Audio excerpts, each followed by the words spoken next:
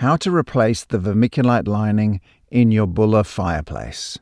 Start with the wood retainer bar, and then remove the ash pan. You can now lift the grates from underneath to remove them. Remove the grate holders as well. Now remove the 4 vermiculite base pieces. A screwdriver can be useful for this.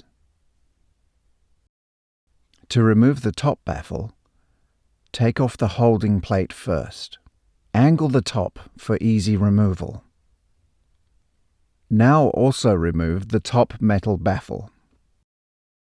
Take out the side pieces, then the 2 rear pieces.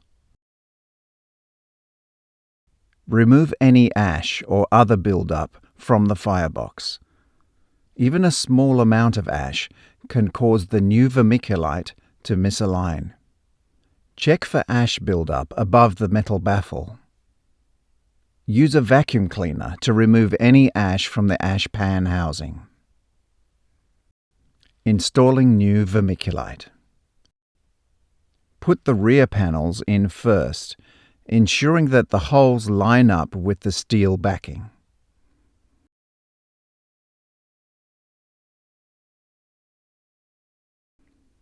Now replace the side pieces.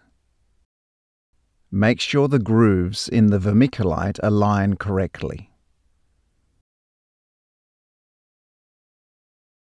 Add the 2 bottom side pieces first, followed by the rear and front. Next is the grate holders and grates. Reinsert the metal baffle above the firebox.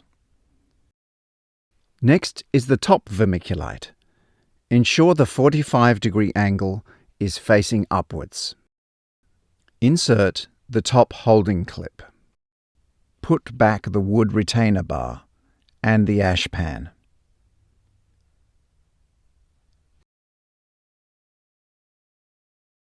The vermiculite must be burned in gently.